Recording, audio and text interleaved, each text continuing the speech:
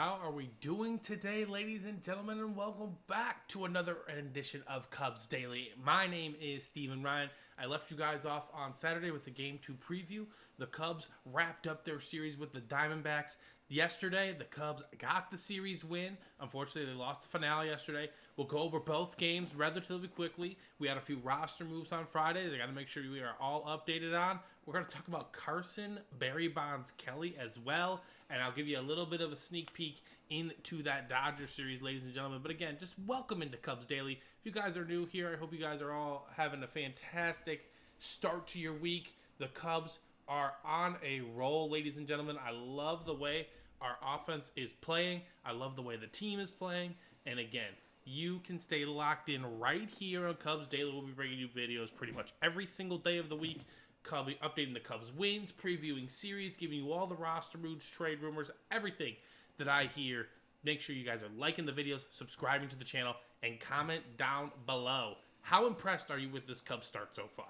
I mean, the schedule has just been absolutely brutal, ladies and gentlemen, and the Cubs are in first place. They're good, 5 games above 500, and 4 games above 500, and they are doing fantastic. So let's drive right into it. The Cubs on Saturday bounced back with a 6-2 victory, and I say bounce back because you're like, Steven, they won on Friday night.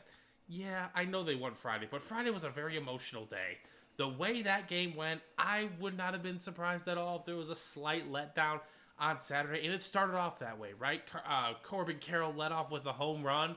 Ben Brown did not have his best stuff, but again, he only gave up 1 run, which is all you can ask for in 4 innings of work. So it's a learning curve for Ben Brown, right? He's gonna have good games, he's gonna have bad games. This is his first full year starting in the big leagues. Last year, he got cut short due to that neck injury. So I'm just excited to watch him develop. I'm excited to watch him work out of situations, etc., etc.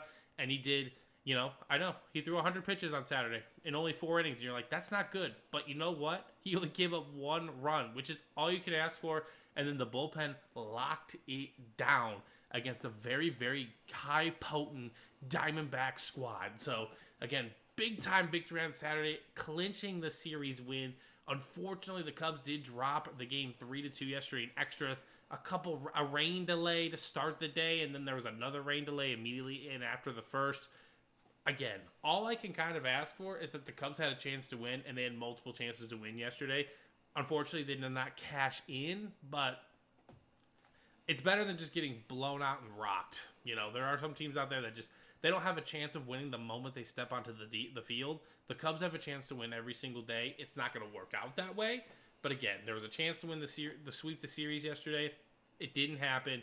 We are going to take our 2 of 3. That's 5 series wins in 6 attempts so far here since opening day, and 2 of those have been against the Diamondbacks. Now, the first series was a split, but again, we're going to take 5-1-1 to start our season in terms of series, ladies and gentlemen. That is an excellent start. That is going to lead to a lot of success down the road. It's about winning 2 of 3, okay? That is the main goal, and the Cubs did just that. So let's talk about the roster move made on Friday. Jordan Wicks was brought up by the Cubs. The Cubs sent down Luke Little. I think the Cubs might have wanted Jordan Wicks to get one last start down in AAA, and then he came up and was a part of the bullpen. He was a part of the bullpen that let part of those 10 runs on Friday in the 8th inning. But either way, Jordan Wicks is back up with the club. He's a good, long, left-handed reliever in the sense, can maybe give us a spot start if needed. I'm not too concerned about what happened on Friday. I think he's going to start figuring things out. Again, it's about getting these young guys reps, right? They need to figure out how to get batters out in Major League settings, and the only way to do that is to face Major League hitting. So Jordan Wicks is up with the club now. Luke Little sent back down to AAA. I think that's a good, long reliever arm, right? If Ben Brown only goes 4 innings, you can bring in Jordan Wicks. He can go, 1 to 4 innings for you and maybe give that bullpen a much-needed break. Luke Little's more of a specialist, I'd say. He's good for 1 to 3, 1 to 4 outs. Jordan Wicks, ideally, will be a starter for this team in the next 2 to 3 years if everything pans out with him on that front. So the Cubs did make that move on Friday. There's a series of number changes, jersey number changes on Friday as well. Again, if you guys want to check it out, go to Cubs.com. There's transactions. You can see how everything broke down on that front. So that's the big move there. moving on here, ladies and gentlemen, we have a very, very interesting situation developing behind the plate, okay? We're going to talk about Carson Kelly and his absolutely insane start here, but Miguel Amaya has been playing absolutely well as well, and the Cubs, their minor league player of the year, Moises Balastros, is a catcher. And so the way he's been hitting down, he hit an absolutely mammoth tank the other day where the Cubs, the Iowa Cubs, they scored 20 runs. They might have the best AAA team in all of baseball.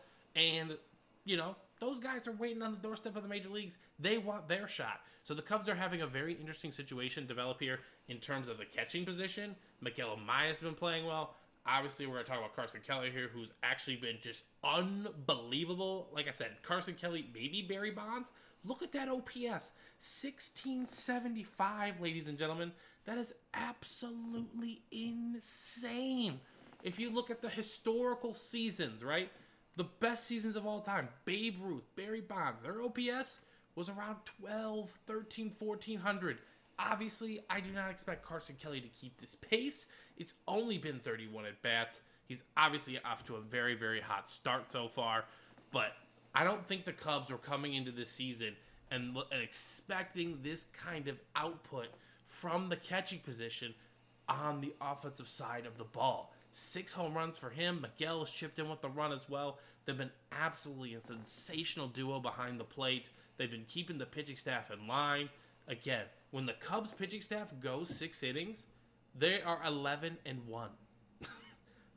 Just, you know, if that team goes 6, if their pitching goes 6 innings, the Cubs generally win the ball game. Plain and simple, which is exactly what you like to see.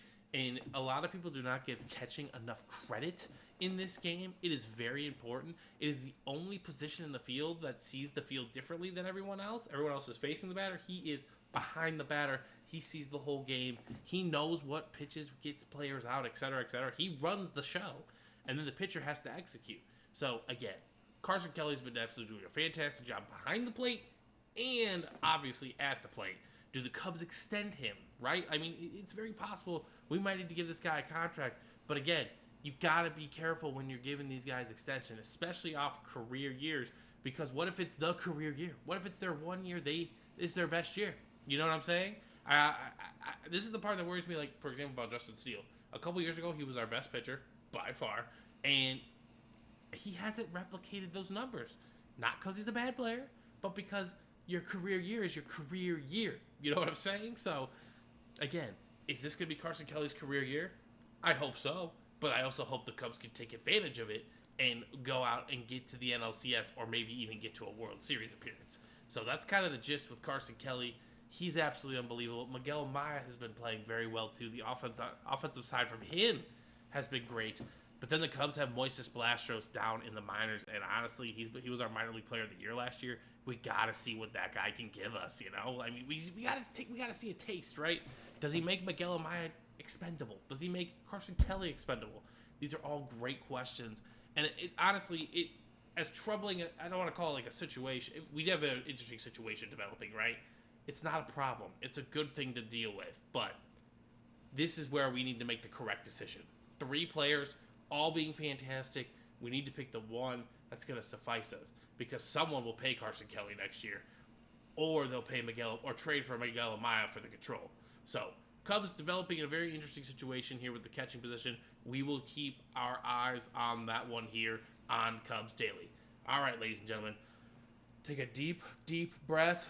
We are almost done with this gauntlet. 5 more games to go. 2 with the Dodgers. We got one tomorrow night, and we got one on Wednesday. Tomorrow we're going to have Imanaga versus Dustin May. And then on Wednesday, we're going to be rocking with Matt Boyd versus whoever the Dodgers want to throw out there. 2 more against the Dodgers.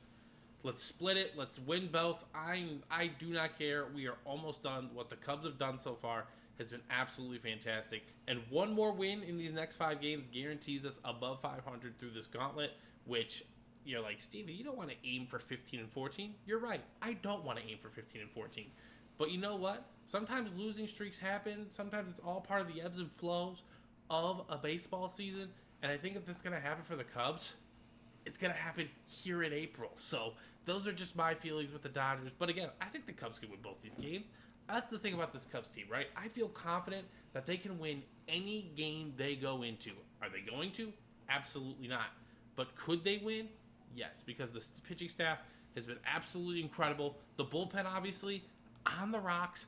But, again, there's been days where the bullpen has saved our butts. They've done a fantastic job as well. So you just never know what you're getting from the bullpen on a day-to-day basis. You just know you're going to get good plate appearances, solid starting pitching, and honestly, that's all you can ask for, ladies and gentlemen. So that is going to do it for today's rendition of Cubs Daily. Again, ladies and gentlemen, make sure you guys like the video, subscribe to the channel, and comment down below your thoughts on the start to the season for the Cubs, etc., etc. I want to hear it down below.